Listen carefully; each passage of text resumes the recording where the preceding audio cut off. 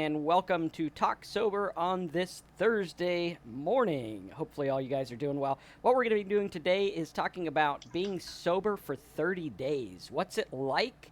What's the idea behind it? And I kind of want to put also a message out there to people that are looking to get sober for 30 days and kind of figure out, okay, you know, what do I need to do to get sober? Because usually people that want to get sober or do a 30-day challenge are wanting to do that because they have negative effects in their life that alcohol is causing.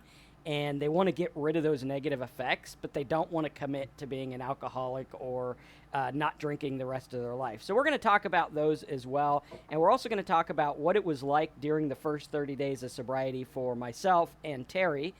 Most of the 30 days, I think, for us was spent in a rehab.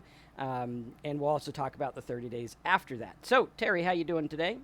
I'm doing good, except the video's not coming up on YouTube yet. Yeah, it should be. I'm seeing it right here. You guys all seeing it? If you guys see us live, put live. Okay. Right on. All right, cool. So, yeah, Terry, you want to start out and tell us what it was like the first 30 days being sober for you? Sure. Let's see. My first 30 days sober. There's not much really to say here because I was unconscious for 3 weeks of that, so I was conscious for about a week of it. So I was very, very sick. In fact, I almost died.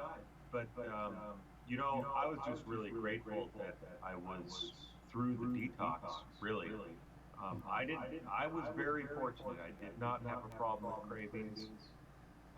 I was so sick at that point. I don't know if that's saying fortunate, but I was so sick that the emotions didn't hit me, and all the problems that I had caused in my drinking and all that had not hit me yet. And things were okay because I had gotten through that hump of getting through the detox, and I did realize that there was a lot of things that I had to take care of in life, but I really couldn't do much. So, the nice thing for me in those first 30 days, I just kind of had a blank slate. So I was able to kind of start life all over again. And it kind of gave me some freedom right there. And alcohol was out of my life, at least it was out of my life because I was still in the hospital. But I did have a little bit of anxiety because I realized that I had to take care of this alcohol problem, not start drinking again. I didn't know what to do. I didn't know how to do it, and that was kind of the biggest issue for me, was not really knowing what to do to stay sober. I knew I had to stay sober. I knew that alcoholism, it gets worse every time you start drinking again. It's a progressive disease, and I knew that if I started drinking again, since I had almost died, getting worse would probably be dying. So, and I didn't want that. Yeah. Yeah, So, exactly. And I remember for me, it was a lot of it was spent in rehab. Now, I had detoxed a little bit before rehab, so I was kind of through the detox a little bit. And when you're detoxing, even if you're just drinking a little bit, make sure you go see a doctor because alcohol wreaks havoc on your mind and your emotions and on your body. So you want to make sure that that is taken out of the way. And then I remember the first 30 days I was very scared. And I was also very hopeful and expecting life to get better pretty much right away.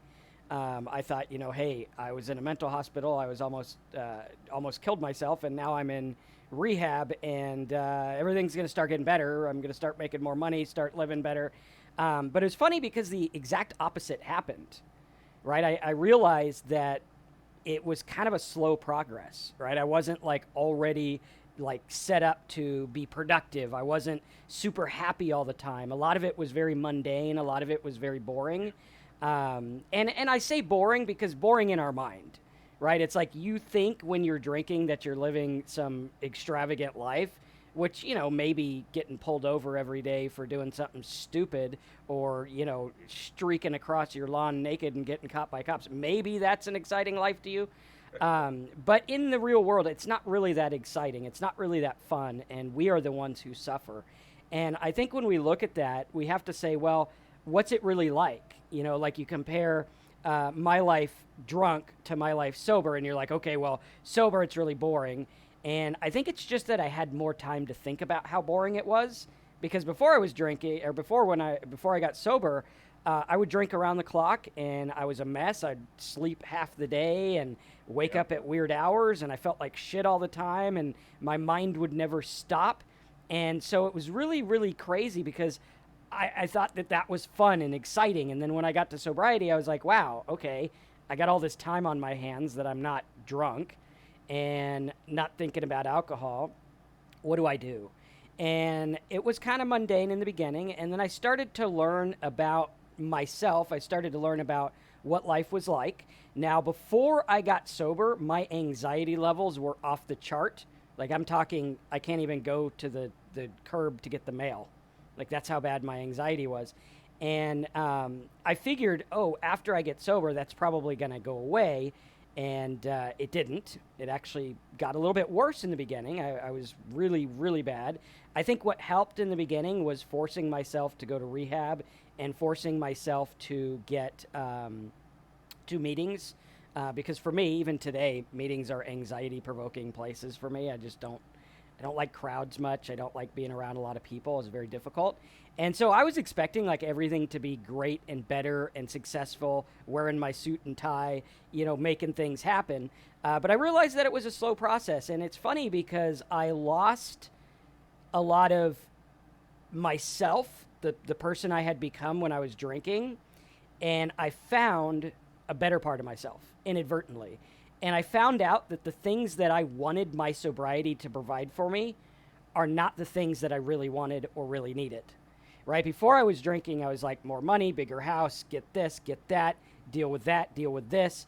And then as I got sober, I started to learn that a lot of the things that I wanted aren't things I really wanted. They're things that society put on me and things that drinking made me think I wanted.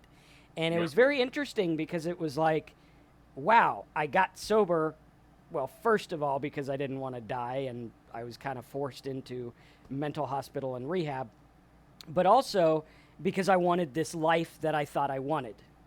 Right? I had this idea of what I wanted, and then I found out as I got sober, I didn't really want that life that I thought I did.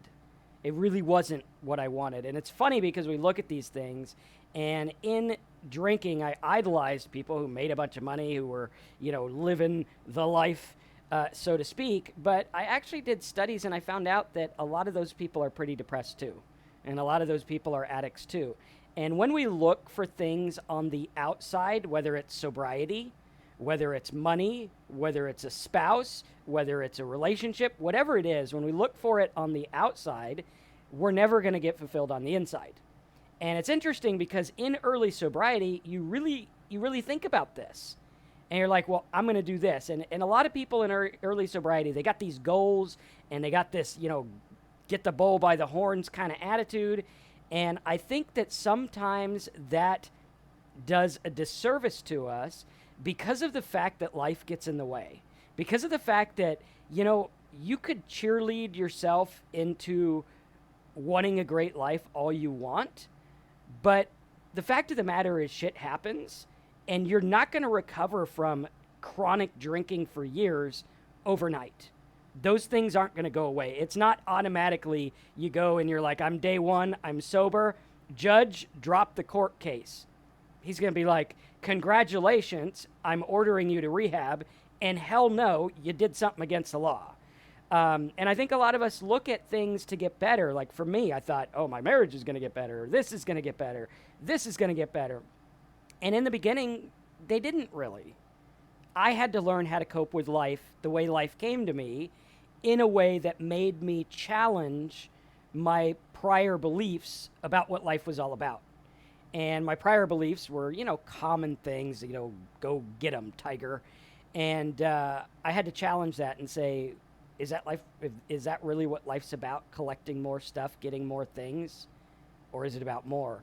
And I think in early sobriety, that was the crucial point that changed the way I believed from then on, right? It was a crucial point of saying, you know what? I think today, first day out of rehab, it's enough to get through the day and not drink. Yep. Yep. I don't think I need to make $10,000 today or, save orphans, as much as I'd like to, as much as good as that would be. Some days it's just good enough just to get through sober. And even months, maybe your first month of sobriety, maybe you're like me and you're in a fog and you're like, I don't know what to do. I don't know what to do. I don't know how I'm supposed to live. I've drank every single problem away every single day. And now I got these problems and they're there and I can't drink them away. What am I going to do? Well, there's a quote by Jim Rohn that says, don't wish things were different, wish you were better. Don't wish things were different, wish you were better. And it's funny because I look at it, and in sobriety, I've been sober for about 5.5 years now, 5 years and 3 months or something like that, if you want to do the math. And I always had this type of mindset of what I wanted to be and who I was, and I forgot where I was going with that thought. Yes. In my 5 years and 3 months of being sober, I've had worse things happen than happened when I was drinking and happened before I got sober. Right. Things that I never would have imagined. Things that are bad. Things that hurt. Things that push you to the brink. And it's funny because in sobriety, I sit here and I question myself, why am I not at the brink? This is the kind of thing that would have sent me to the mental hospital 5 years ago. Why is it not now? Because I didn't wish for things to be different. I wished for me to be better. And so I focused and I said, what am I going to do to be better? Not better in the sense of I'm going to go lift weights. Lifting weights is good. I definitely need to lift a couple of weights every now and then, as you can tell. But in a way that's like, I'm going to have a strong footing no matter what life brings me. I'm going to have a strong footing that says I don't have to drink anymore. I don't need to. And when you take your 30 days of sobriety or your 30-day alcohol-free or no alcohol 30 days challenge or whatever it is you're into, I want you to look at that because there's a certain type of person that becomes an alcoholic.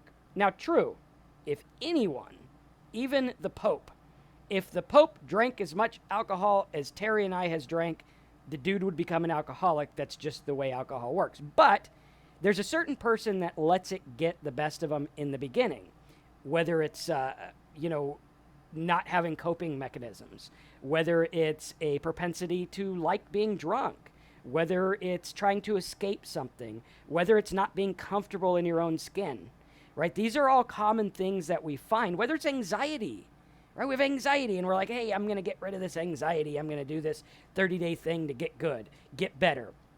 And we look at it, and oftentimes in life, we look at sobriety as another self-help tool. And it's not a self-help tool. And I think a lot of America gets self-help wrong with the whole pull yourself up by your bootstraps, go after what you want, because what happens is it's all based on ego.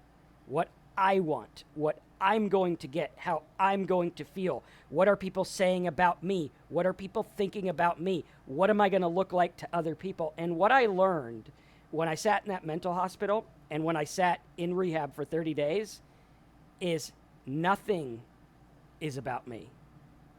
I only think it is. Nothing's about me. I'll sit there. Oh, that guy's thinking about me. No, he's not. You're thinking about him thinking about you. Yep. That's what you're thinking about. This happened to me. No, it didn't happen to me.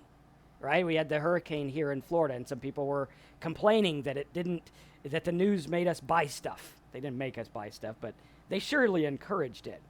And, they think about, I spent this money on generators and things that I didn't need to.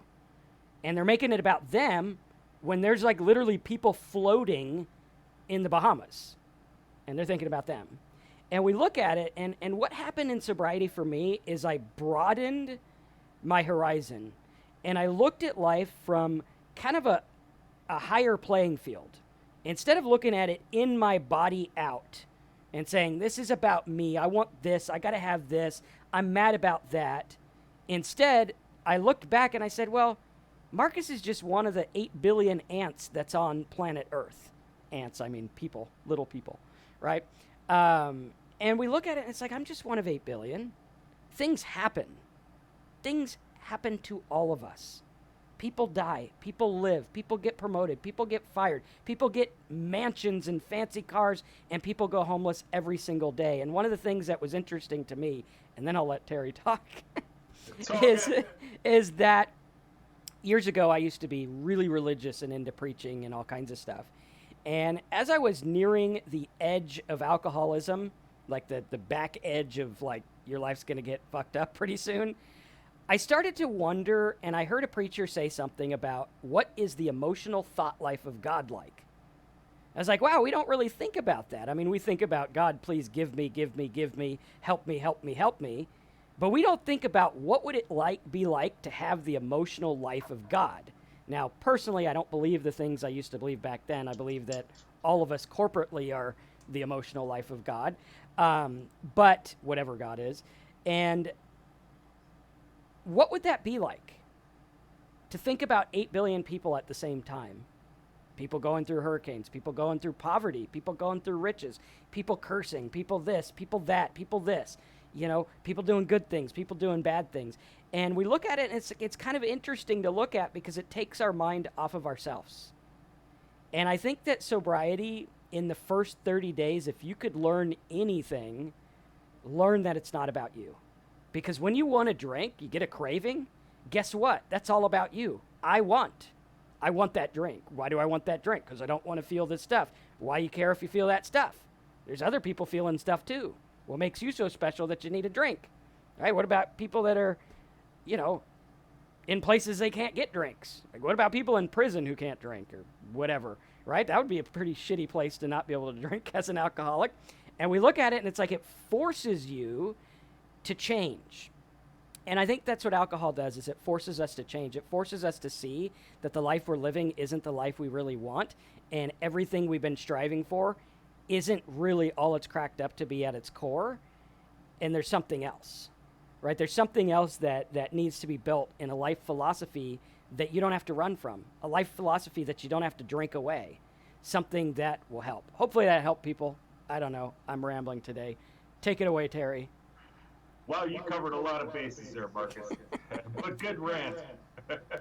I want to, before I talk about what this first 30 days, I want to say hi, Jillian. You're 1 month tomorrow. That's awesome. Danon, good to see you. Chef Pete, good to see you again. Les and Linda and Brittany, Cassie, lots of familiar names and people that are here all the time. And Jillian, good to see you. MR, have I seen you before? It's 6 p.m. here in Finland. Awesome. Out in Finland, Jade. We'll get to your comments in just a little bit. And it says Jade said my audio is a little whack. I don't know what that means. Oh, Also, okay. also, real quick, if you can, if you're in or just recently got through or you just started 30 days of no alcohol, let us know in the comments what it's like for you. Right on. Yeah, that's important. For me, what I wanted out of sobriety, well, first thing I wanted when I first got sober was to not have these negative consequences that were constantly occurring. And for me, yeah, there was a little bit of legal, and there was marriage problems. Well, I lost my marriage, and I was looking at losing the house and this and that. And, I did have these issues, but the main issue was my health. My health was going down real quickly, and I wasn't going to survive this thing. And that's what I wanted to get over. After I got sober, I of course still wanted to get healthier and get my life back and be productive. But I just mainly wanted to be serene. When I was drinking, I always wanted more. I was addicted to more of everything. I still have to deal with that. I want more. I can order a pizza and eat the whole darn thing. No problem. That's just, it's the way I am. I want more. But I wanted to get this serenity, this happiness. I thought in the very beginning that I wanted all those material things, but that quickly changed. And that was with developing a sobriety program was I started to realize that these material things, they just don't matter that much. It's about me being happy. And I was thinking that the material things were going to get me this stuff. But backing up a little bit, those first 30 days, there's so much that you can be fighting with. And not everybody has all the symptoms that are common with those first 30 days of sobriety, but there's a lot of common things that happen with people, and I've already discussed the health problems that can happen, and they usually continue. I had to stay on meds. I had seizures when I first got sober, and I had to stay on the meds to make sure that that wouldn't happen. My life kind of got small because when you have seizures and you lose consciousness in California here, they take your license away. So I wasn't able to drive for 3 months or something like that until the doctor said it was okay for me to drive. So I just kind of had a tiny little life, but that was okay because I was pretty sick.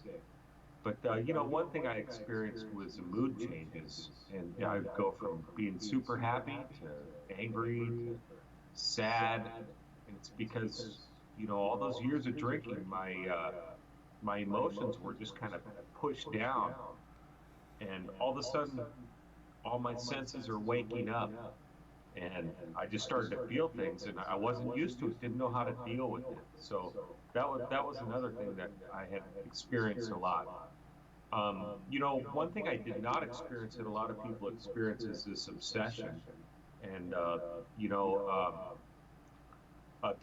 Dr. Bob in Alcoholics Anonymous, one of the founders, he had cravings for 2 years after he got sober. So some people have these cravings for a long time, and it's hard to deal with. And that's why it's important to figure out some sort of program that's going to work for you. Um, Other things that would happen or that can happen is maybe your personality changes. Maybe you were like an angry drunk or something like that, and then you get sober and you might even become more angrier, or if that's a word, yeah, I guess it is. But or like Marcus experiences extreme anxiety and you don't know how to deal with it, where you had a lot of anxiety before and it just gets worse when you thought it would get better, and then you don't even understand why. Or like another thing that happened to me was a lot of these alcohol dreams. I'm sure a lot of you have had alcohol dreams, and I still have one here and there, but I just kind of learned to deal with them. And when you wake up, go tell myself, I'm still sober, it's all good, Hmm. and just try not to put too much weight on those dreams.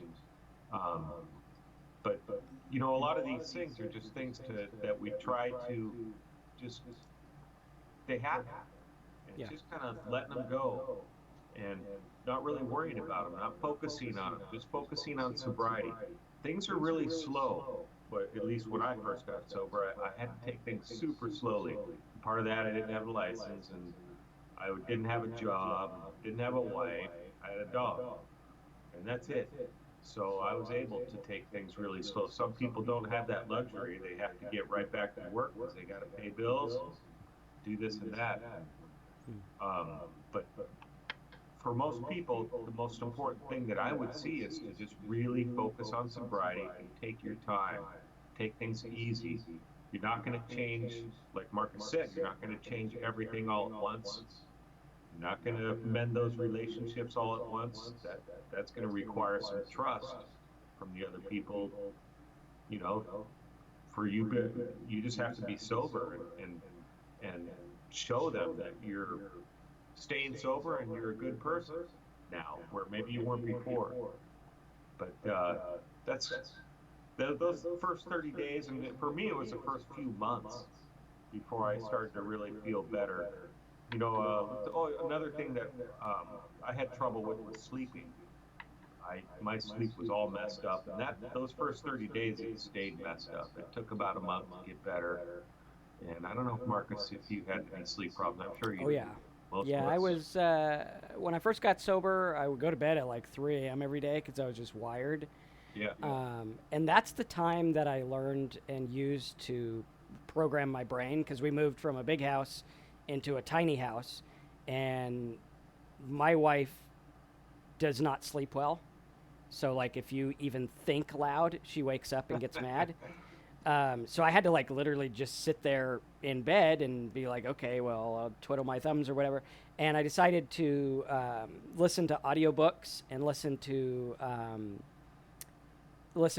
talks about sobriety and Right. about life and philosophy.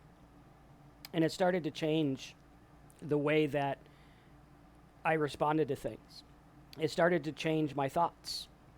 Because the problem is your anxiety, your thoughts, and your moods have been conditioned to alcohol for as long as you've been drinking.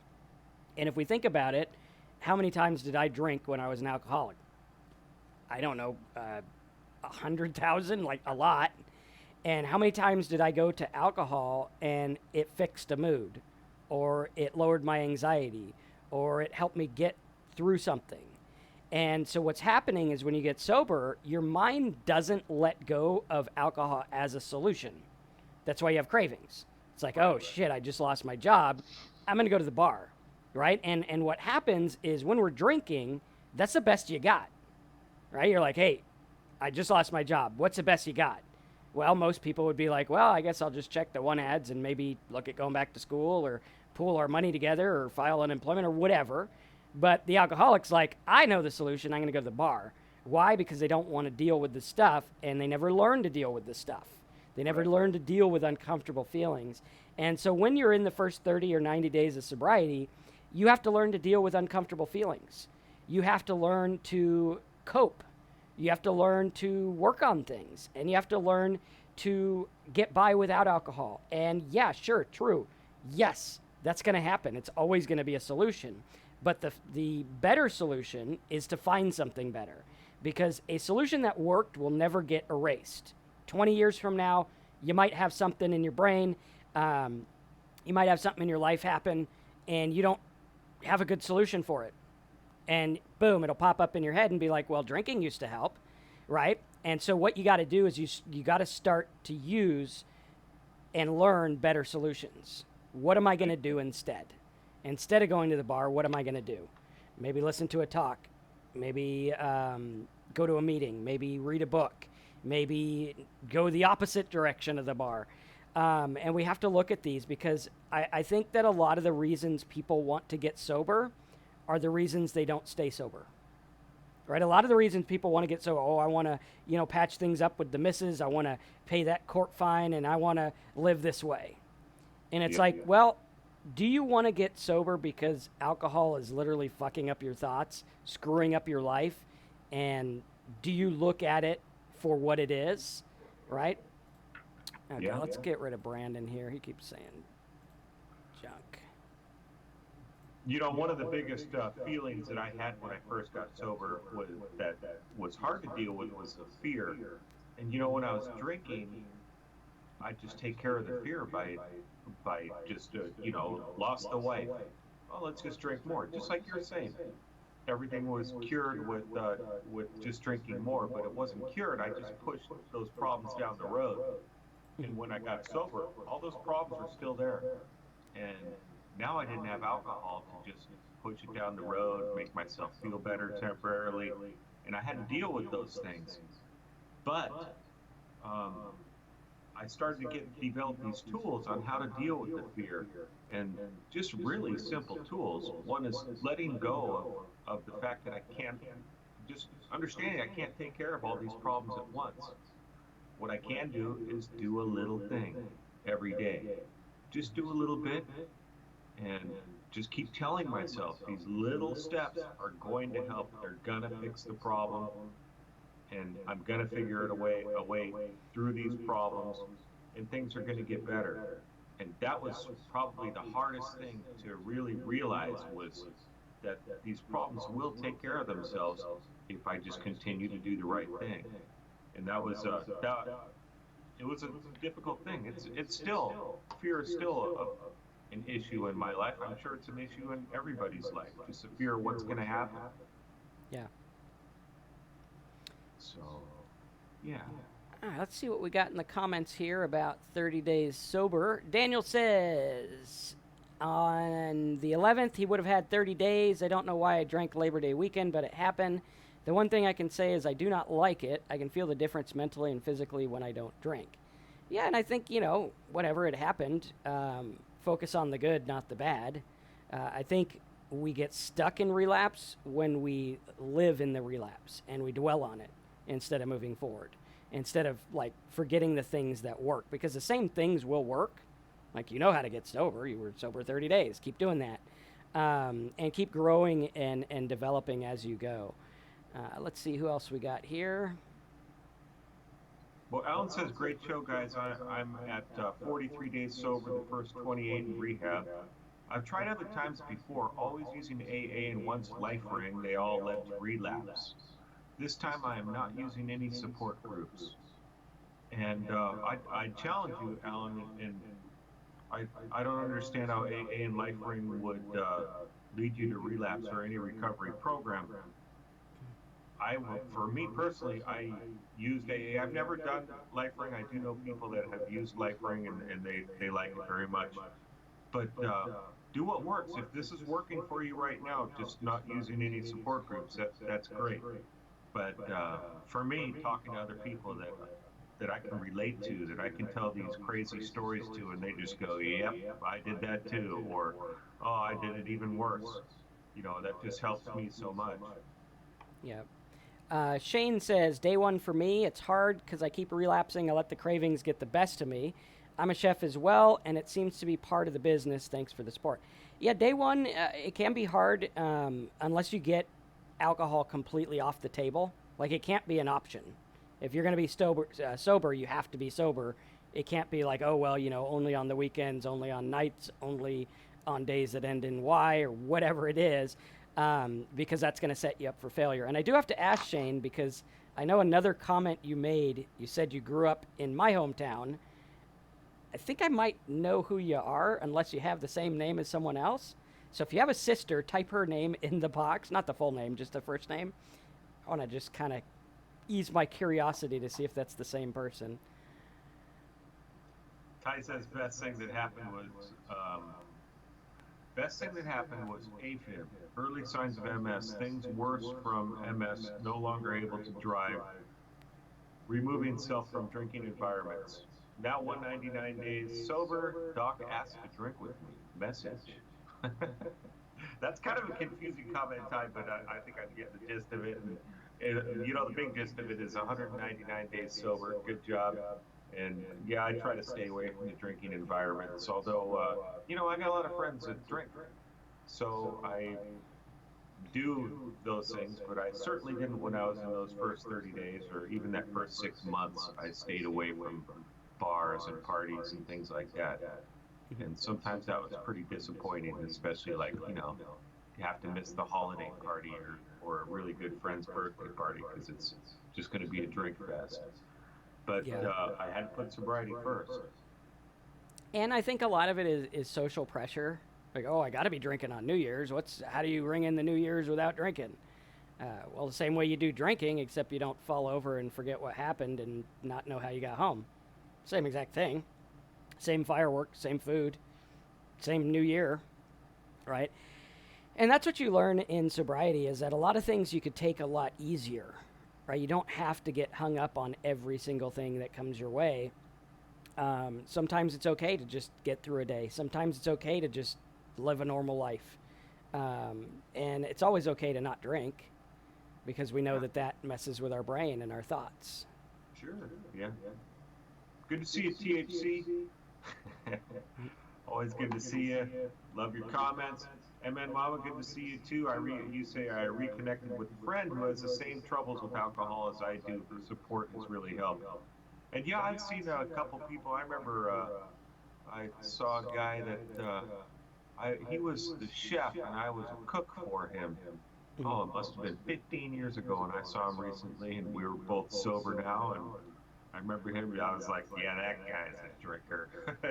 Yep, he was, and so was I. So we've reconnected, and it's good to see us both sober. It's always great to have that support. And Yvonne says you have a very supportive husband. It's really grateful. You're really grateful. I have a very supportive wife as well, and she understands it.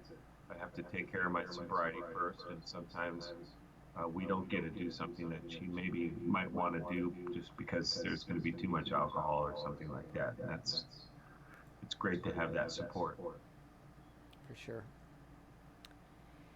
Clint says, I've been able to stay sober in the past for 45 days, then celebrated, had a few, then quit again for 11 days and relapsed once again. I live downtown in a city where there's lots of bars. That could be difficult unless you have a plan in place. Like, what are you going to do instead of going to the bar? Or maybe look at moving far away from the city. Um, or get a group of sober people that you go out with instead of going to the bars. And, focus on what you did the 45 days and really, really get down to, like, what is alcohol doing to your life? Like, what's it doing? You're here because it's probably doing a lot of negative stuff. Yeah. Is that worth it? And if you could say no, it's not worth it, then I would challenge the fact that you might be an alcoholic, because alcoholics are people who continue to drink even though the bad outweighs the good. All right, we're the kind of people who show up drunk to a court meeting about doing something stupid drunk. Why would anyone do that? Well, because they're an alcoholic. That's why they do it. And we need to learn to live in our right mind rather than in a messed up mind. Yeah, and I live close to a city that's known for its bars, and there's a ton of great bars and that people just love, and it's some people make it their way of life, and I'm not saying they're all alcoholics. I'm just saying that a lot of people love the bar scene in the city I'm near, and there's also just as many, probably more, that don't do that bar scene. If you're in a city with a lot of bars, I'll bet there's a ton to do without going to them. And also, if you're an alcoholic, you're going to find a place to drink even if you don't have bars in your area. Absolutely. So, I mean, it's not the bar's fault. I mean, they do serve drunk people sometimes, which is not that good. But, you're going to find it anywhere. So don't let an excuse like that work, because, I mean, I found it, and there wasn't a lot of bars where I lived, and I didn't really go to bars all that often. So you got to really look at that and be like, okay, is that really the excuse I'm going to use, or am I going to find something else? And RVA, you were sober for almost 2 years, and you had a major relapse. Now you're about 3 weeks sober. Good job on 3 weeks. And remember, you didn't lose those 2 years. You had a couple years sober. You were doing a bunch of stuff that kept you sober. And maybe try to look at what you didn't do that made you relapse, or what you did do that made you relapse. And, don't focus too much on it, but just try to kind of figure out what may have caused you to relapse. And maybe you can't figure it out. Just get back on that horse, which you are, and keep going. Yeah. And also, a good thing to look at is avoiding issues where drinking's going to be.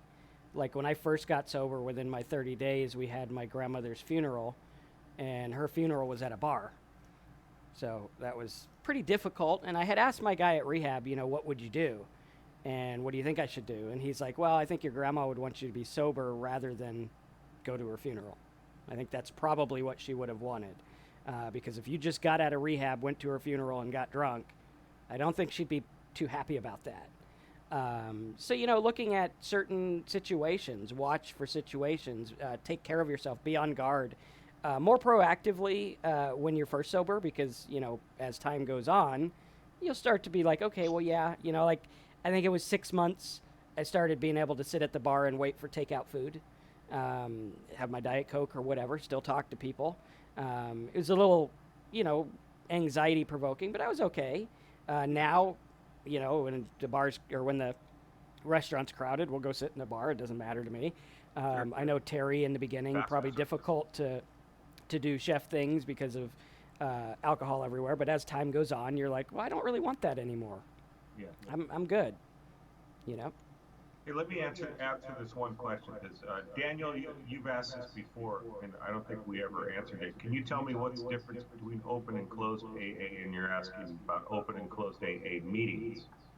Well, first of all, every AA meeting is its own entity, so they do have different rules. But basically, in my area, and An open meeting is anyone can attend, and a closed meeting is basically you have to have the desire to stop drinking to attend the meeting.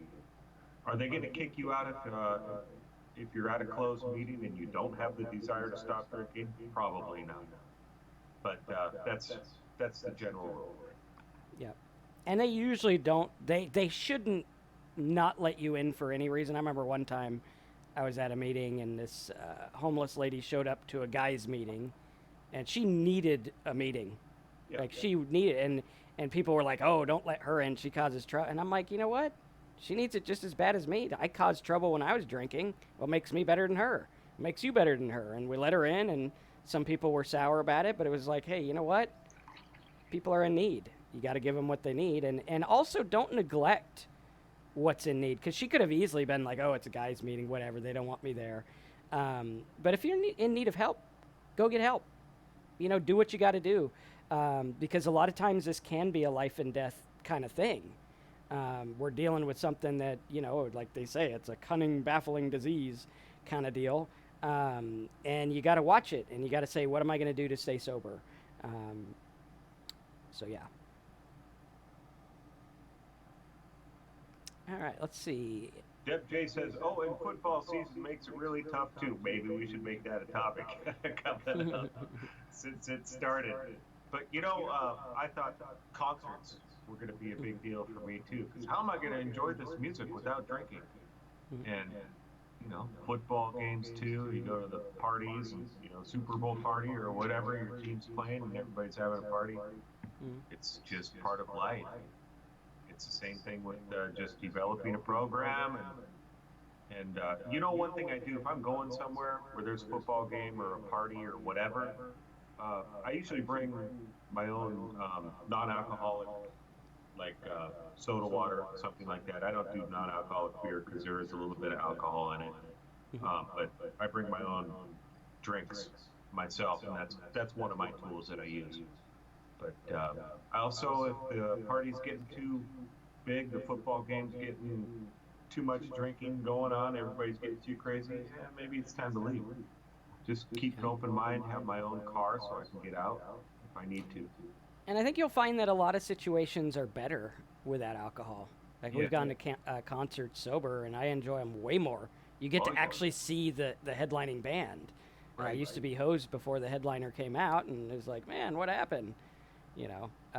And you save about $12 a drink, which is, or 17 now. I think it was 17, which is pretty good because then you could go to twice as many concerts for the same price. So you got to watch that, and you got to look out for it, and you got to really look at like, why would I succumb to peer pressure anyway? Why do I have to have a drink just because society says I have to? So what? Screw what everyone else says. Do what you got to do. Yvonne, you live in Okanagan. Okanagan? Wineries everywhere, but I've learned it won't matter. It's the first drink. Absolutely. I live in the wine country. I ride my bicycle through the wine countries every weekend. And wineries are beautiful places. I love to visit them, but I don't go into the wineries anymore. Yeah, it's first drink. That's simple. TC, I don't watch football anymore. I feel you. Okay. Well, me and solution. That'll work. And I think Terry, you're a Niners fan, aren't you? No, I grew up in Seattle. Oh, okay. I was gonna say, if you're a Niners fan, it's really easy not to be a football fan right now. I'm like, I'm good. We're gonna lose anyway, so I'll just. Santa Clara 49ers now, since that's where their stadium is. There you go. Let's see. I've taught my kids and fiance not to allow your pride to get in the way. Pride has taken down many a great people, and it was time for me to practice what I preached. Awesome. That's a good lesson. Yep. And Brittany says she lives close to downtown Nashville, which is basically a loud set of streets with alcohol all over the place. I stay far away from there. Google other activities and places I can go when I don't have my daughter. Yeah, absolutely. That's what I do. I don't, well, I actually cater at a lot of those bars that people love to go to. So I do end up in those areas, but I'm doing something. I have a legitimate reason for being there. I'm making money, and I don't go hang out in those places. Same thing. Yep. 8 o'clock at night, I'm usually home.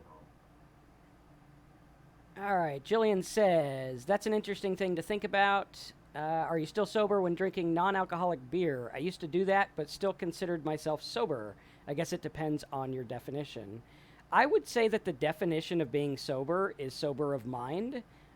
There are plenty of people who drink non alcoholic beer and they're okay with it. There's even several brands that make zero alcohol beer. But I wouldn't mess with those until well into your sobriety because of the triggers, right? You will have triggers of smell and taste and things like that. And you got to make sure that your sobriety is solid before you dabble with anything. And make sure you have like a whole different outlook before you go into anything else. Right. Let's see, you got that one. Yeah, Brittany, amen to that, and never put your sobriety in someone else's hands. Absolutely. It's easy to do that first 30 days. Absolutely. Uh, One thing that I did was I did realize that sobriety and being sober was my responsibility, not anybody else's, not the rehabs that I went to, because I went to rehab and then I started drinking when I came out of it. And that's because I just put it all on them. Yeah, I just go and I'll go through the paces and I'll get out and I won't drink anymore. Nope, I started drinking because I didn't take responsibility for my own actions and do what I needed to do. What else we got?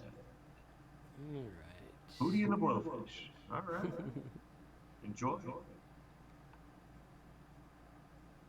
So Eddie says, just did 30 days, had a drink on the 31st. Did coke back on the wagon for me. Well, you had 30 days sober, and then you had a drink on the 31st. Okay. Right on. Back on the wagon. Also, notice for everyone, we are starting our group coaching sessions for staying sober. If you guys do want to share your story, if you want to talk about specific things, we're going to have tight Zoom closed webinars for people who do want to join. You can hop on, you can listen, you can hop on, you can put your camera on, you can put your video and your audio on if you want to, otherwise you could pause it. But it's going to be a great resource for people who want to stay sober and learn tools. If you do want to be a part of those, all you got to do is support the channel by going to talksober.com. And I think there's a little box where you could help the channel out. Really cheap, really easy, and it's going to be good stuff. We're going to focus more on that channel about like the fundamentals of what keeps you sober. We're going to talk about different roadblocks, like what is it that stops people from getting sober? What is it that makes relapse? We're going to talk about life issues. People come on and be like, hey, I'm dealing with divorce. I'm dealing with job loss. I'm dealing with a death or whatever. And we're going to talk about those issues on a more personal level. So if you do want to be part of those, go over to talksober.com, click the button, fill out the form, and sign up, and we'll get you a link for tomorrow's call. Right on. And they'll be recorded as well. Jay Walker, good to see you. Trying to come down of alcohol right now. I think we haven't seen you for a while, right? But glad you're back. If you're having any withdrawal symptoms, if you're coming down, you really should go to a doctor. That's for any of you. If you're getting any symptoms, or you are a heavy drinker and you suddenly decide to quit, doctor, man. That's what you got to do. Chef Pete, I hike in the mountain every morning at 7 a.m. It makes me feel good from the start of my day. Add a cup of coffee to that, and I'm sailing. LOL. Yep. Mm-hmm. I go walk the dog usually every morning. I sit on the patio with a cigar. Right on. It's good to get into a habit of doing something that's not drinking. Because I used to pour myself a glass of vodka when I woke up. And I don't want those days back. Morning drinking sucks. because you're always drinking in the morning because you feel like shit. That's the only reason you drink. Right. Chef Pete, you lost 50 pounds as a chef. That's pretty, that's impressive. I've lost about 40 pounds in the 5 years I've been sober. So not quite that quick. I actually gained a little when I first got sober because I wasn't eating when I drank. Uh, So, Ty's an Eagles fan. All right, cool. right on. Yeah, being around family is a difficult one. As the holidays get closer, we will do more family topics, which I like to think I'm pretty good at family topics because my family is like a mixing pot of all the acronyms for mental illness. So, pretty crazy. I have a very small family, but there's a lot of sobriety in my family as well, and they've helped me a lot. Mhm. Yeah, Brittany says would rather gain some pounds than be frail and sick. And yeah, for me, when I first got sober, was the important thing, and I say it all the time, was getting sober, staying sober. As far as what I ate, and then and did, none of that really was a factor in what I did. I tried to eat a little bit healthier, but Mhm. everything was slow. I ate a lot. I was super hungry. I was drinking, what, 2,500 calories a day in alcohol and eating on top of that. So it was hard to just stop all the calories. So I ate a lot, and I think I probably did gain a little bit of weight when I first started. Mhm. I was definitely very bloated, but that's being sober was the most important thing, Mhm. because that's what was going to kill me first.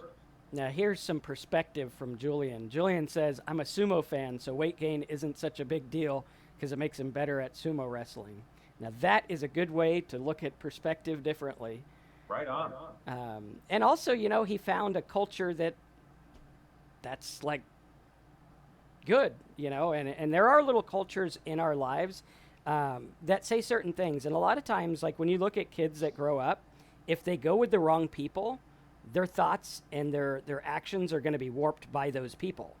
And so when we look at these groups, like maybe you're in the high fashion industry that supports super skinny people that are unhealthy. Obviously, if you're there and you're a little bit overweight, you're going to think about things different than if you're in, mother jogging class or something where everyone's trying to lose a few pounds.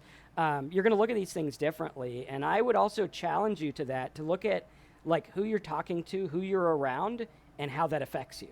Like if you go work on Wall Street, a lot of those dudes do coke. It's going to be pretty hard not to do coke. And so you're going to look at it and say, well, what type of people do I want around me that's going to support the best type of life I can get? And when you go out there and you get that, you're like, okay, cool, this supports me.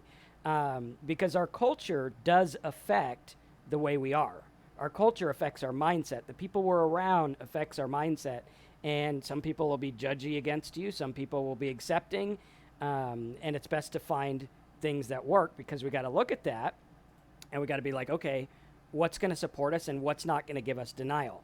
If I go and I tell the bar I'm trying to get sober, they're going to pour me another one and probably buy it for me, right? Everyone's going to be like, nah, dude, that's for quitters, whatever.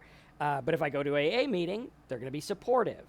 So it's very important to look at that because that is going to shape what's going on, whether it's people at home, whether it's people in your church group, whether it's people in AA or people you used to drink with or your job. A lot of these things do affect us. And while we like to think that we're strong to handle it, and maybe we are, oftentimes what happens is it chips at us over time. And it chips and it chips and it chips. And over time we get worn down and we're like, wow, I'm not fitting into this circle of people that I put around me. And I've even forgot that I was the one who put them around me, and now I'm having trouble with it. So it's very, very important to look at that. Yep. Perspective is an important thing.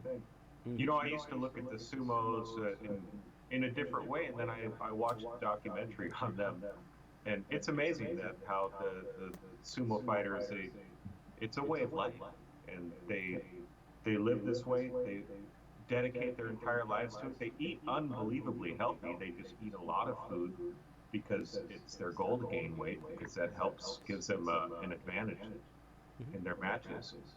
But yeah, it's all about perspective. Yeah. And letting everyone do what they're going to do.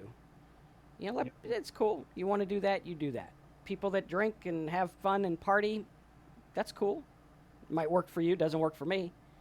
And having empathy and looking at, hey, everyone's doing their thing. I'm going to focus on what's going to work for me. And I think that's the key. Right. All right, any last minute questions there?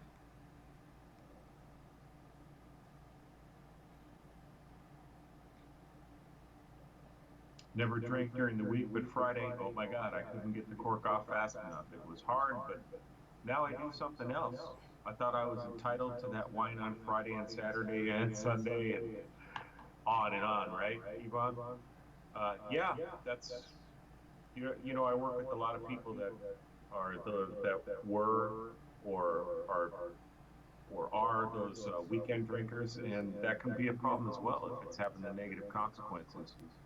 And I have one friend, and what she talks about is that she quit drinking for 11 years, and then she said that during those 11 years, she thought about alcohol almost constantly the entire time that she was, or did I say she drank? She was sober for 11 years, and she thought about alcohol almost the entire time. And then she eventually started drinking again. And then when she got sober, she finally, started a program and started to work on the sobriety, changing that mindset so that she wasn't fighting that drink day in and day out. Yeah. Mm-hmm. All right, any others standing out here? October 31st is a year for Miss B. Awesome. Congrats. Right on. 42 days for THC Gamer. Good job, THC. All right, I think that's about it for now.